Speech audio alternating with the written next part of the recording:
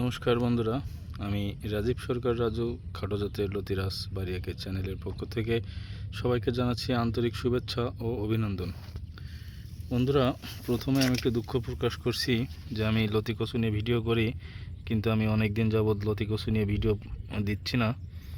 নিজে ইচ্ছা করে এই ভিডিও করতেছি না, কারণ আমি এই লতি কচুতে যখন সফলতা অর্জন করছি এই খাটো জাতে, তখন এইটা আমি চিন্তা ভাবনা করছি যে এই জাতটা নিয়ে কাজ করে আমি সারা বাংলাদেশে চারাটা সেল করে মানুষের উপকার করার চেষ্টা করছি। কিন্তু মানুষের উপকার করতে গিয়ে নিজেই আমি এখন লসের সম্মুখীন হচ্ছি। যাদেরকে কন্ডিশনে চারা পাঠাচ্ছি, চারা তুলছে না, টাকা পয়সা ঠিক মতো দিচ্ছে না। এই রাগে ক্ষোভে পড়ে কিন্তু এখন আর ভিডিও করতেছি না। তো ভাবলাম অনেক দিন হয়ে গেল, আজকে আমার আর একটা প্রজেক্টে আসলাম। এখানে দেখতে পাচ্ছেন লতিগুলো কতটা সুন্দর সাইজ হয়েছে। এই গাছের বয়সও প্রায় 9 থেকে 10 মাসের কাছে চলে গেছে। গোড়াটা অনেকটা ভেসে গেছে, তারপরেও গাছের প্রোডাকশনটা আপনাদের একটু দেখানোর চেষ্টা করছি যে খাটো জাতে কী পরিমাণে ফলন দিতে সক্ষম। প্রতিটা গাছে কিন্তু 3টা-4টা করে লতি আছে। এটা কোনো এআই ভিডিও না, আবার কোনো এডিটিংও না। আপনারা দেখতে পাচ্ছেন যে প্রত্যেক গাছে 1টা 2টা 3টা করে লতি আছে। এই গাছে 4টা লতি আছে। তো লতির ফলনটা মোট কথা এরকমই হয় যে একটা গাছ থেকে 2টা 3টা করে লতি তোলা যায়। আমাদের এই খাটো জাতে এই দেখেন, এই গাছটাতে কোয়ালিটি সম্পন্ন 2টা লতি তোলার মতো আছে। এই গাছটাতে কোয়ালিটি সম্পন্ন 2টা লতি তোলার মতো আছে। তো একটা গাছ থেকে 2 থেকে 3টা লতি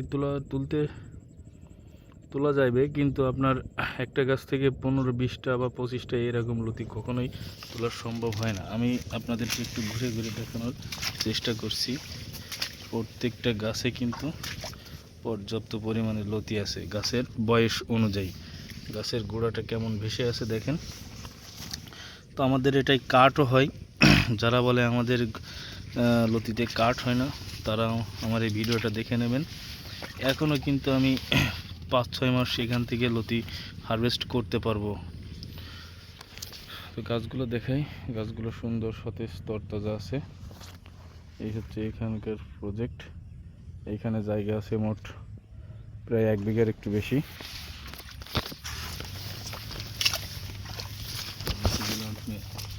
অনেক দিন যাবৎ পরিষ্কার করা হয়নি। এই গাছটাতে দেখেন কি পরিমাণে লতি বের হচ্ছে। এই হচ্ছে আমাদের খাটো জাতের লতিরাজ বাড়িয়াকের বৈশিষ্ট্য। আপনি এটা চাষ না করলে বুঝবেন না যে এতে কি পরিমাণে মজা আর কি পরিমাণে আপনার লতি দিতে সক্ষম এই জাতে। তো চারা দেওয়া আপাতত বন্ধ করে দিছি। যারা চারা নিতে ইচ্ছুক আছেন তাদেরকে আমি বলবো যে আমি একজন কৃষক, আপনারা যারা চাষ করবেন আপনারাও কৃষক, আপনারাও গরিব মানুষ, আমিও গরিব মানুষ। গরিব না হলে কিন্তু এই কৃষিতে আসতাম না ভাই। তো আপনারা আমার অনেক টাকা মেরে দিছেন, আমি তাতে কোনো দুঃখ নেই আমার। আপনারা আমার টাকা মেরে বড় হন, এই দোয়াই করি আপনাদের জন্য।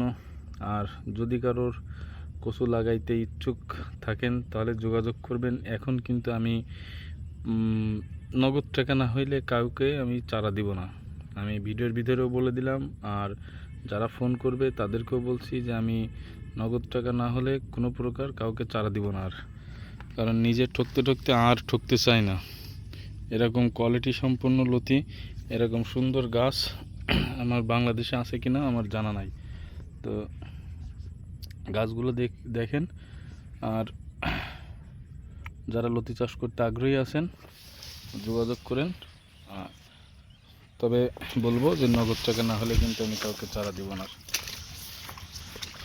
এই হচ্ছিল পুরো প্রজেক্ট। তো ধন্যবাদ বন্ধুরা, ভালো থাকবেন, সুস্থ থাকবেন। দেখা হবে কোনো পরবর্তী ভিডিওতে।